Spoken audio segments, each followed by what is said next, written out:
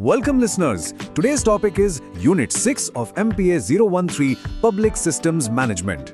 तो आज हम एक बहुत ही इंटरेस्टिंग सफर पर निकलने वाले हैं।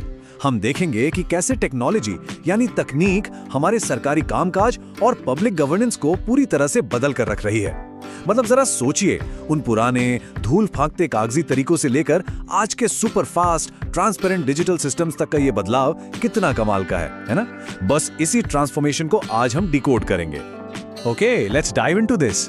आज के हमारे की टॉपिक्स हैं नया नेटवर्क समाज, आईसीटी और सुशासन, डिजिटल गवर्नेंस के मॉडल, ई गवर्नेंस के कुछ रियल लाइफ एग्जांपल्स और आखिर में डिजिटल डिवाइड। तो थ्योरी से शुरू करके हम सीधे असली दुनिया के इम्प्लीमेंटेशन तक जाएंगे। चलिए शुरू करते हैं। पार्ट 1, नया नेटवर्क समाज। देखिए, ये समझना बहुत जरूरी है कि हमारा समाज इवॉल्व कैसे हुआ है। एक समय था जब हम पूरी तरह से एक इंडस्ट्रियल सोसाइटी थे, राइट? लेकिन अब हम पूरी तरह से एक इंफॉर्मेशन बेस्ड सोसाइटी में बदल चुके हैं।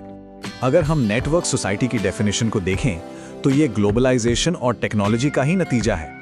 अब हमारा मेन फोकस सिर्फ मैन्युफैक्चरिंग पर नहीं है, बल्कि इंफॉर्मेशन के फ्लो पर है। और क्योंकि पब्लिक एडमिनिस्ट्रेशन में बहुत सारे अलग अलग स्टेक होल्डर्स होते हैं, इसलिए पॉलिसीज बनाने और बेहतर सर्विसेज देने के लिए ये डिजिटल नेटवर्क्स बिल्कुल परफेक्ट फिट हैं। पार्ट 2, आईसीटी और सुशासन। अब इस नए नेटवर्क एरा का सीधा असर हमारी सरकारों के काम करने के तरीके पर पड़ रहा है। ग्लोबल प्रेशर और न्यू पब्लिक मैनेजमेंट के रिफॉर्म्स की वजह से गवर्नेंस के मायने ही बदल गए हैं। और इस पूरे बदलाव में जो सबसे बड़ा गेम चेंजर है वो है नई तकनीक। यहाँ एक चीज क्लियर करना बहुत जरूरी है। इंफॉर्मेशन एंड कम्युनिकेशन टेक्नोलॉजी यानी आईसीटी का मतलब सिर्फ सरकारी दफ्तरों में कुछ कंप्यूटर्स लगा देना बिल्कुल नहीं है। ये दरअसल एक स्ट्रेटेजिक टूल है। इसका मेन गोल एडमिनिस्ट्रेशन को ज्यादा अकाउंटेबल, पूरी तरह ट्रांसपेरेंट और सबसे जरूरी सिटीजन फ्रेंडली बनाना है। और इसे समझने के लिए हम पब्लिक सर्विस डिलीवरी को 4 मेन डायमेंशंस में बांट सकते हैं। पहला है G2C, मतलब गवर्नमेंट से सीधे सिटीजन्स तक सर्विसेज पहुंचाना। फिर आता है G2B, जो बिजनेस और सरकार के बीच के इंटरैक्शन के लिए है। G2G अलग अलग सरकारी विभागों के बीच कोऑर्डिनेशन के लिए है। और अंत में इंटर गवर्नमेंट, जो खुद एडमिनिस्ट्रेशन के अंदर के कामकाज को बेहतर और कॉस्ट इफेक्टिव बनाने के लिए होता है। पार्ट 3, डिजिटल गवर्नेंस के मॉडल। तो ब्रॉड गोल्स तो हमने समझ लिए। अब उन स्पेसिफिक फ्रेमवर्क्स की बात करते हैं जिन्हें सरकारें एक्चुअल में इन तकनीकों को लागू करने के लिए यूज करती हैं। इलेक्ट्रॉनिक गवर्नेंस और डिजिटल गवर्नेंस, इन दोनों के बीच का फर्क समझना बहुत क्रूशियल है। देखिए, बेसिक इलेक्ट्रॉनिक गवर्नेंस का मतलब है सिर्फ बैक ऑफिस के कामों को ऑटोमेट कर देना या फिर एक सिंपल सी वेबसाइट बनाकर उस पर इंफॉर्मेशन पब्लिश कर देना। लेकिन मैच्योर डिजिटल गवर्नेंस इससे कहीं आगे की चीज है। इसमें स्टेट और सिटीजन्स के बीच एक इंटरैक्टिव नेटवर्किंग होती है, टू वे कम्युनिकेशन होता है। ये सरकार के काम करने के तरीके में एक बहुत ही ड्रास्टिक चेंज है। अब सरकारें रातों रात पूरी तरह डिजिटल नहीं हो जाती, राइट? ये एक स्टेप बाय स्टेप प्रोग्रेशन है। सबसे पहले शुरुआत होती है इंफॉर्मेशन को ब्रॉडकास्ट करने से। उसके बाद क्रिटिकल डेटा का फ्लो शुरू होता है। थर्ड स्टेप में इंटरैक्टिव सर्विसेज दी जाती हैं।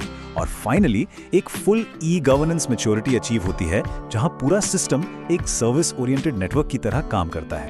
Part 4, e governance in action. चलिए अब इन थियोरेटिकल फ्रेमवर्क से बाहर निकलते हैं और देखते हैं कि असली दुनिया में ये सब कैसे काम कर रहा है। कुछ रियल वर्ल्ड केस स्टडीज पर नजर डालते हैं। तो पहली केस स्टडी है कर्नाटक स्टेट सेक्रेटेरिएट का सचिवालय वाहिनी प्रोजेक्ट। जरा इमेजिन कीजिए, एक पूरे राज्य के सचिवालय में रोजाना कितनी मैनुअल फाइलें और कागज इधर से उधर होते होंगे। एक पहाड़ जितना डेटा। इस प्रोजेक्ट ने 6000 कर्मचारियों वाले इस पूरे सिस्टम को मैनुअल फाइलों से निकालकर एक शानदार डिजिटल नेटवर्क पर ला खड़ा किया।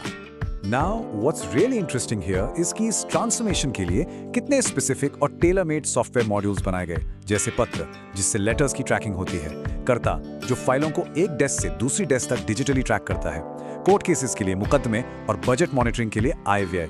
इन मॉड्यूल्स ने एडमिनिस्ट्रेशन की एफिशिएंसी को लिटरली रिवॉल्यूशनाइज कर दिया। एडमिनिस्ट्रेशन से आगे बढ़कर अब हम जुडिशियल सिस्टम को देखते हैं। ई जुडिशरी की नींव असल में 1990s के कोर्टिस प्रोजेक्ट के साथ रखी गई थी। नेशनल इंफॉर्मेटिक्स सेंटर यानी एनआईसी की मदद से सुप्रीम कोर्ट और सभी हाई कोर्ट्स को ऑनलाइन लाने का ये एक बहुत ही बड़ा और एम्बिशियस कदम था। और इस ट्रांसफॉर्मेशन का इम्पैक्ट सच में गेम चेंजिंग रहा। लिटिगेंट्स को अपने केसेस का रियल टाइम स्टेटस मिलने लगा। जजमेंट्स के लिए जूडिस नाम का इंफॉर्मेशन सिस्टम बना। और एक बड़ी बात, कॉज लिस्ट को ऑनलाइन पब्लिश करने से कागज और छपाई का इतना बड़ा खर्च बचा कि हाई कोर्ट्स की मैसिव सेविंग्स होने लगी। मतलब एफिशिएंसी भी और कॉस्ट कटिंग भी।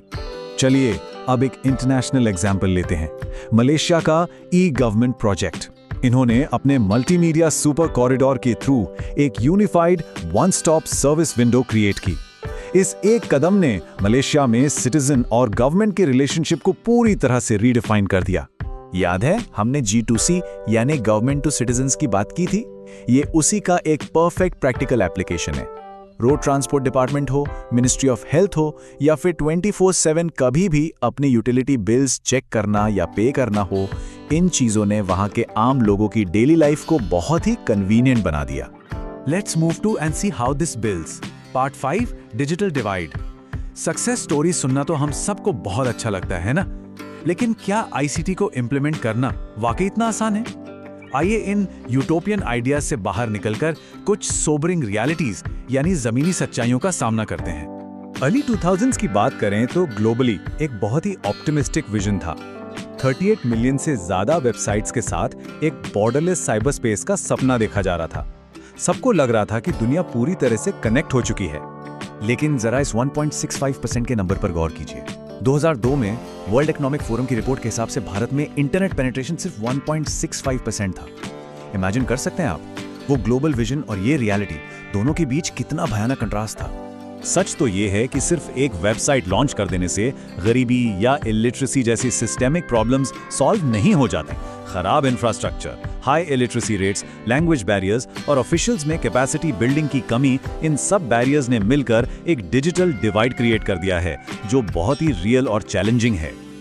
तो फिर इसका सोल्यूशन क्या है? सोल्यूशन है उन मार्जिनलाइज्ड पॉपुलेशन तक पहुंचना। इसके लिए रूरल ब्लॉक्स में इंटरनेट ढाबे यानी कियोस्क बनाना और लोकलाइज्ड टेली एजुकेशन जैसी चीजों पर फोकस करना बहुत जरूरी है। हमें इस गैप को ब्रिज करने के लिए एक्टिवली काम करना ही होगा। और ये सब हमें एक बहुत ही प्रोवोकेटिव थॉट पे लाके खड़ा कर देता है। क्या एक ट्रू डिजिटल गवर्नेंस सच में एग्जिस्ट कर सकती है अगर हमारा डिजिटल डिवाइड समाज के सबसे मार्जिनलाइज्ड सिटीजन्स को ऑफलाइन ही छोड़ दे? ये एक ऐसा सवाल है जिस पर हमें सीरियसली सोचने की जरूरत है। Thank you for watching. Next unit will be discussed in next video. If you like to attend the quiz, see the description quizzes. Please do like, subscribe and share.